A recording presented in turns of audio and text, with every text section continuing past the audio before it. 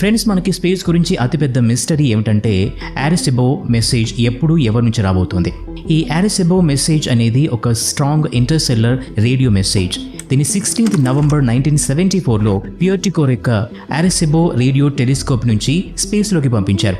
దీన్ని Frank Drake మరియు curl Sagan కలిసి తయారు చేశారు. ఈ మెసేజ్లో హ్యూమన్స్ గురించి కొంత బేసిక్ ఇన్ఫర్మేషన్ని రాయడం జరిగింది. ఇది ఎలా అంటే మనం ఎలా కనిపిస్తాము అని, మన డిఎన్ఏ యొక్క స్ట్రక్చర్, మన సోలార్ సిస్టమ్ మరియు భూమి యొక్క కొంత ఇన్ఫర్మేషన్ని రాశారు. దీన్ని భూమి నుంచి 25,000 లైట్ ఇయర్స్ దూరంలో ఉన్న హెర్క్యులస్ కాన్స్టెలేషన్లో ఉండే గ్రేట్ గ్లోబులర్ క్లస్టర్ దగ్గరికి పంపించారు. అంటే ఈ మెసేజ్ని అక్కడికి చేర్చడానికి కూడా తక్కువలో తక్కువ 25,000 సంవత్సరాల సమయం పడుతుంది. మరి ఈ మెసేజ్ ఎవరికి చేరుతుందో కూడా మనం ఎప్పటికీ తెలుసుకోలేం. కానీ ఇక్కడ మీరందరూ తెలుసుకోవాల్సిన విషయం ఏమిటంటే, సైంటిస్టులు దీన్ని ఏలియన్స్ అంటే ఎక్స్ట్రా టెరెస్ట్రియల్ సివిలైజేషన్ నుంచి కమ్యూనికేషన్ని సెటప్ చేయడానికి పంపించలేదు. దీన్ని పంపించడం వెనుకున్న కారణం ఏమిటంటే, ఒకవేళ ఇది ఫ్యూచర్లో ఏదైనా ఏలియన్ సివిలైజేషన్కి దొరికితే వారు హ్యూమన్ సివిలైజేషన్ గురించి కొంత తెలుసుకుంటారు అని. యూనివర్స్లో మన ప్రెజెన్స్ గురించి వారికి తెలుస్తుంది. అండ్ మోస్ట్ ఇంపార్టెంట్లీ మన హ్యూమన్స్ ఎంత అడ్వాన్స్డ్ అనేది వారికి తెలుస్తుంది. అలాగే మీరెప్పుడైనా కాస్మిక్ రేస్ గురించి విన్నారా? హై ఎనర్జిక్ ప్రోటాన్ మరియు ఆటమిక్ న్యూక్లై అవుతాయి. ఇవి అవుటర్ స్పేస్ నుంచి మన భూమి మీదకి వస్తాయి. ఈ కాస్మిక్ రేస్ చాలా ప్రమాదకరంగా ఉంటాయి. అండ్ థ్యాంక్ఫుల్లీ మన భూమి యొక్క అట్మాస్ఫియర్ ఈ కాస్మిక్ రేస్ని మన వరకు రానివ్వదు. కానీ మన శాటిలైట్స్, స్పేస్ క్రాఫ్ట్స్ మరియు స్పేస్లోకి వెళ్ళే ఆస్ట్రోనాట్స్ స్పేస్లోకి వెళ్ళినప్పుడు ఈ కాస్మిక్ రేస్ని ఎదుర్కోవాల్సి ఉంటుంది. ఎప్పుడైతే మనం స్ట్రాటోస్ఫియర్ నుంచి పైకి వెళ్తామో అప్పుడు ఆస్ట్రోనాట్స్ మరియు స్పేస్ క్రాఫ్ట్లో ఉన్న క్రూకి హై ఎనర్జీ రేడియేషన్ని ఎదుర్కోవాల్సి ఉంటుంది. దీని కారణంగా వీరి బాడీలో రేడియేషన్ పర్సంటేజ్ కూడా నార్మల్ హ్యూమన్ కంటే చాలా ఎక్కువగా పెరిగిపోతుంది. కానీ ఇది హాని కలిగించేంత లెవెల్కి చేరుకోదు.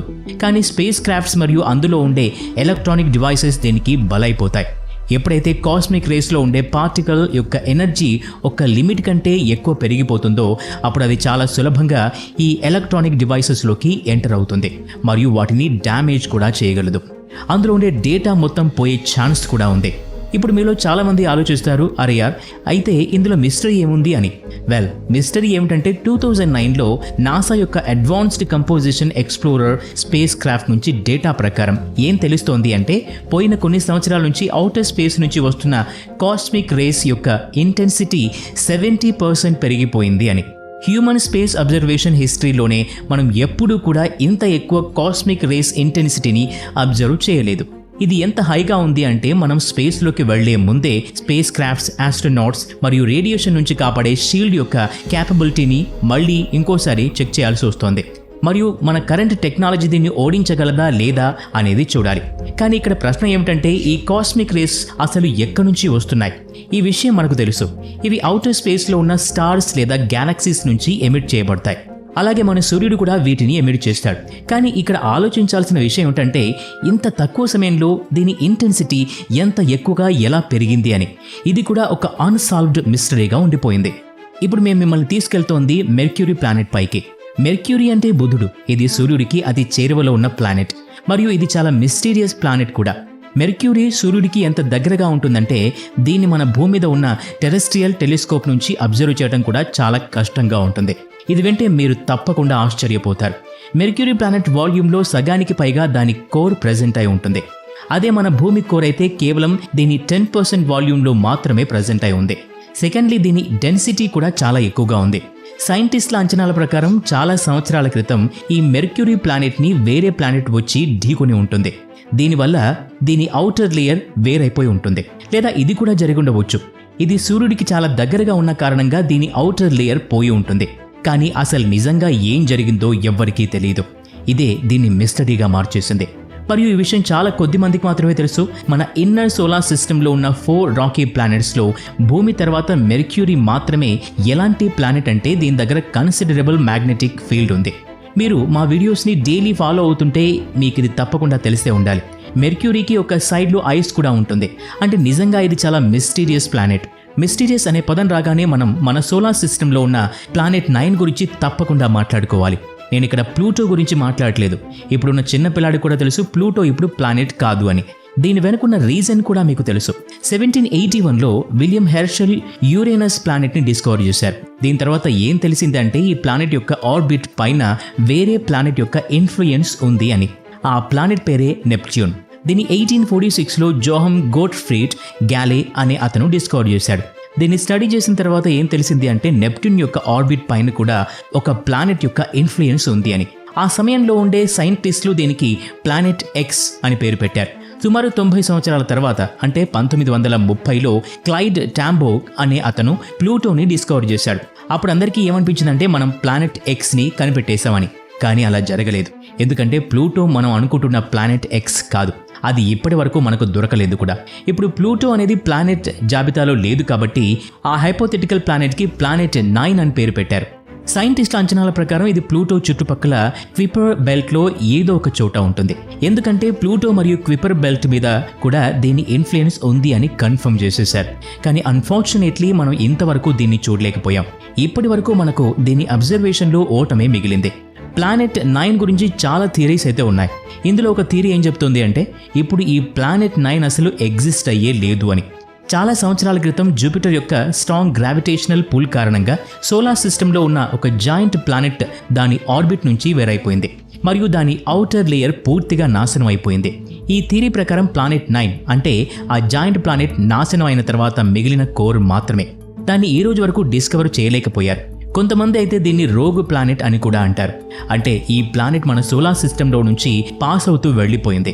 మేబీ ఈ ప్లానెట్ ఇప్పుడు కూడా మన సోలార్ సిస్టంలో ఏదో ఒక ప్లేస్లో ఉండవచ్చు. కొంతమంది అయితే ఇది కూడా అంటారు, ఇది కూడా మన సన్ లాగానే ఒక కంపానియన్ స్టార్, అంటే ఇది 2వ స్టార్ అయి ఉండవచ్చు. ఇది సైజులో చాలా అంటే చాలా చిన్నగా ఉంటుంది, లేదా ఇది ఒక జాయింట్ ప్లానెట్గా ఉండి మన ఔటర్ సోలార్ సిస్టంలో తిరుగుతూ ఉండవచ్చు.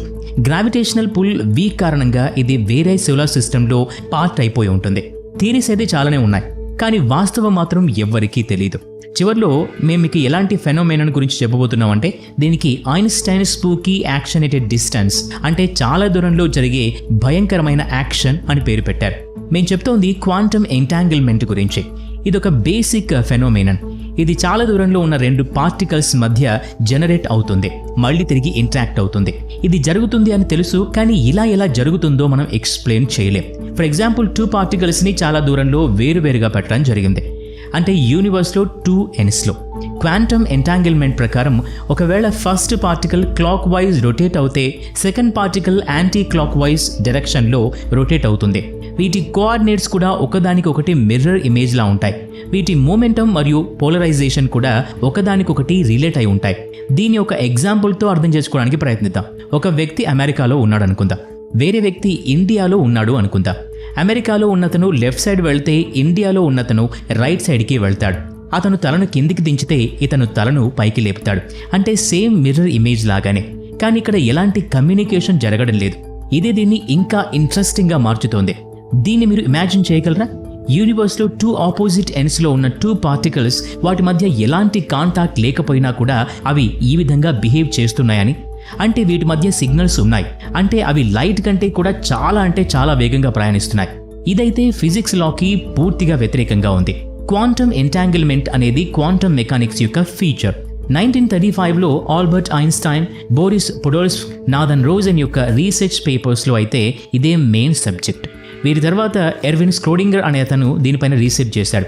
అయితే ఐన్స్టైన్ ఏం నమ్మేవాడు అంటే దీన్ని ఎక్స్పెరిమెంటల్గా కూడా ప్రూవ్ చేయవచ్చు అని.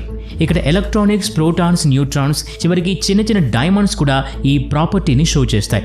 కానీ దీనికి సంబంధించిన ప్రాపర్ సైంటిఫిక్ ఎక్స్ప్లెనేషన్ మన దగ్గర లేదు. అయితే దీని గురించి మీరు ఏమనుకుంటున్నారో కింద కామెంట్ చేసి చెప్పండి.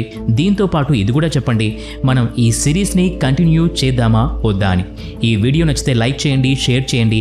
మీరు ఇప్పటి వరకు మన ఛానల్ని సబ్స్క్రైబ్ చేయకుంటే ఇప్పుడే సబ్స్క్రైబ్ చేసుకుని పక్కనే ఉన్న బెల్ ఐకాన్ని యాక్టివేట్ చేసుకోండి.